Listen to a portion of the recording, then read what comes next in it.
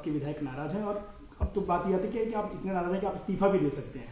अरे मैं तो मेरा काम कर रहा हूँ, और ये सब जो हुआ है, जो अजीत दादा ने इस देश के प्रधानमंत्री नरेंद्र मोदी जी का नेतृत्व जो है वही देश को आगे ले जा सकता है। मोदी जी का नेतृत्व सक्षम है, हमारे भारत को महासत्ता की ओर ले जा सकता है, ऐसा विश्वास उन्होंने जताया है। और हमारे महाराष्ट्र सरकार ने जो विकास के काम किए, मैंने देवेंद्र जी ने पिछले साल में, इससे वो प्रभावित हो गए, उन्होंने विकास को साथ दिया है। और उनको जब पार्टी ये गठबंधन में जब उन्होंने आने का निर्णय लिया है, तो हमारे वरिष्ठ जो है देवेंद्र जी, मैं और वरिष्ठ नेता जो है, उन्होंने सब विश्वास में लेके हमने किया ये निर्णय लेना, क्योंकि उन्होंने हमारी जो भूमिका है, हमारी सरकार बनाते वक्त हम बाला साहब के विचार वाली विचारधारा को आगे ले जा रहे हैं, हिंदुत्व की विचारधारा को आगे ले जा रहे हैं, उसी के साथ विकास को जोड़ रहे हैं। और पिछले साल में इतने बड़े पैमाने पर विकास हुआ है इस राज्य में कि वो अजीत दादा ने खुद ही स्वीकृत किया है कि ये विकास भी हुआ है और विकास को हम साथ दे रहे हैं। और राज्य में डबल इंजन की सरकार जो हम कहते हैं, अजीत दादा के भी वही विचार है, तो इसीलिए वो साथ में आए हैं। और आगे तो और काम होगा, मजबूती से काम होगा। और इसमें ये तो सब रूमर है, ये अफवाह है। ये इस्तीफे की खबर लोगों ने कहा कि आप इस्तीफा दे रहे हो, क्या प्रतिक्रिया थी आपके मन में, क्या लगा आपको? अरे कितने हद तक जाना, मैं तो कहूंगा कि उनकी जो पार्टी की हालत है, वो हालत को देखना चाहिए, उन्होंने आत्मचिंतन करना चाहिए। दूसरे के घर में झांकने से पहले अपना घर साबित है क्या वो देखो। वो तो घर टूट गया है आपके इस ऐसे रवैये से, और हम लोग तो काम करे जा रहे हैं।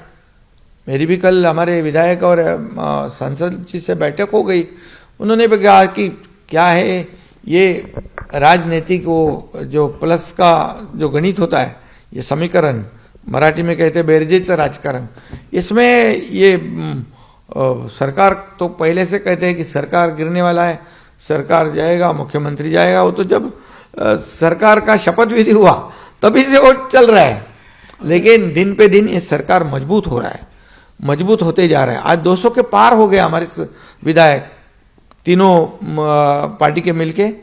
और हमें केंद्र सरकार का आदरणीय नरेंद्र मोदी जी का, प्रधानमंत्री जी का बहुत बड़ा सपोर्ट है। हमारे अमित भाई गृह मंत्री है, वो भी इसमें हमेशा ध्यान देते हैं। जो भी कुछ समस्या होती है, जो भी प्रश्न है, जो प्रस्ताव हमारा जाता है, वो तुरंत मान्यता हो जाती है। इसलिए डबल इंजन की सरकार जो है ये बहुत मजबूती से काम कर रही है, और इसीलिए इनके पेट में दर्द हो रहा है। शिवसेना के कुछ विधायक निराश हैं कि उन्हें मंत्री पद नहीं मिलेगा, या जितनी संख्या मिलनी चाहिए उतनी नहीं मिलेगी। इसको लेकर के आपने कहा कि बैठक हुई है, तो क्या उनमें निराशा है, कैसे में निराशा है? देखिए, उनको सब बातों जो भी हुआ है सब उनको बता दिया है, क्योंकि हम लोगों ने तो शुरुआत में सरकार में से बाहर चले गए थे, हम सत्ता में से सत्ता को छोड़कर चले गए थे। हमें क्या मालूम था क्या होने वाला आगे, लेकिन एक विचारधारा लेकर, एक भूमिका को लेकर हम लोग सरकार से, सत्ता से बाहर निकले थे। तो हम सत्ता के लालच में, कुर्सी के लालच में हम लोग ने निर्णय नहीं लिया है जो पहले लिया था, जो पहले सिर्फ सत्ता की लालच में निर्णय लिया था, कुर्सी की लालच में लिया था। हमारे विधायक लोगों ने तो क्या होगा आगे इसका भी कोई परवाह नहीं की थी। तो इसलिए ये जो अजीत पवार और उनके सहयोगी जो है, वो साथ में आने से सरकार और मजबूत हो गया है, और जोर से इस राज्य का विकास होगा।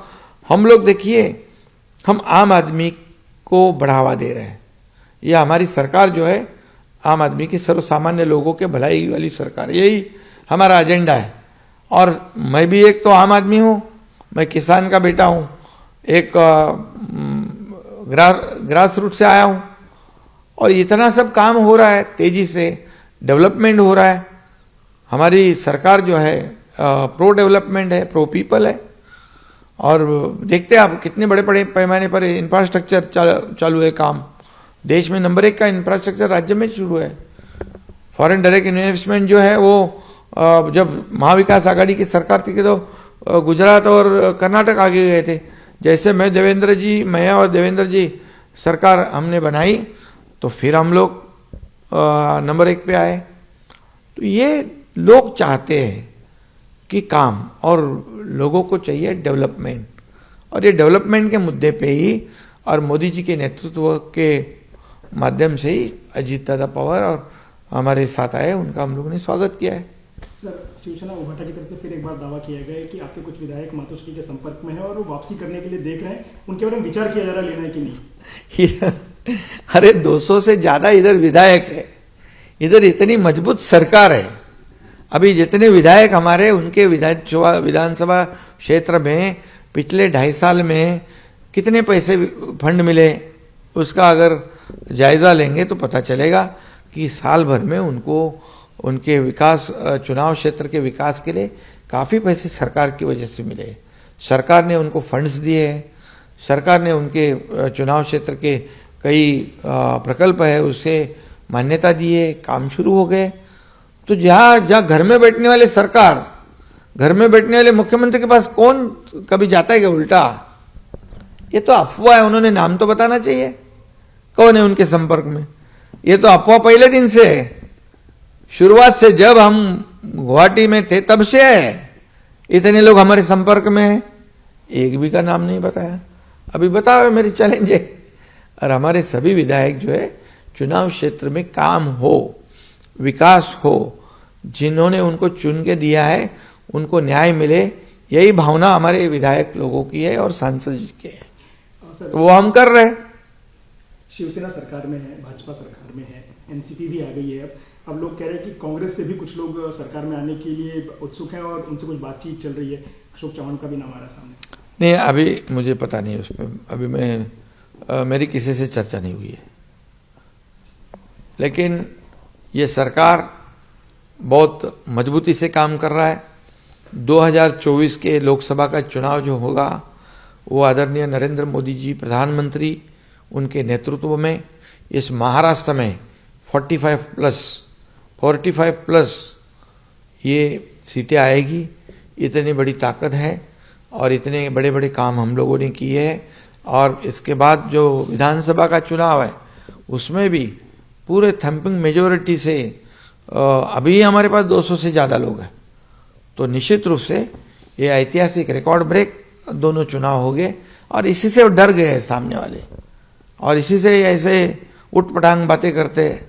मुंगेरी लाल के हसीन सपने देखने दो उनको। सर, एक आखिरी सवाल, 3 पार्टियां एक साथ हैं तो आने वाले दिनों में स्थानीय निकाय चुनाव भी होंगे, विधानसभा चुनाव आने वाले हैं, लोकसभा चुनाव है, तो उसमें सीटों के बंटवारे के लिए कोई फॉर्मूला है? क्योंकि लोगों में सबसे बड़ा संभ्रम है कि सीटें कैसे बटेंगी, उस पर विवाद होगा। देखिए, लोकसभा विधानसभा चुनाव में तो कोई दिक्कत नहीं है, जो है विधायक उनकी सीटें बरकरार रहेगी, जो बचेंगे उसमें हम तीनों मिलके ये कर लेंगे, कोई प्रॉब्लम नहीं है, बिल्कुल प्रॉब्लम नहीं आएगा। स्थानिक निकाय वहाँ के जो स्थानिक जैसे वहाँ का परिस्थिति वैसे जैसे जैसे होगे वो उसके ऊपर निर्णय लेंगे।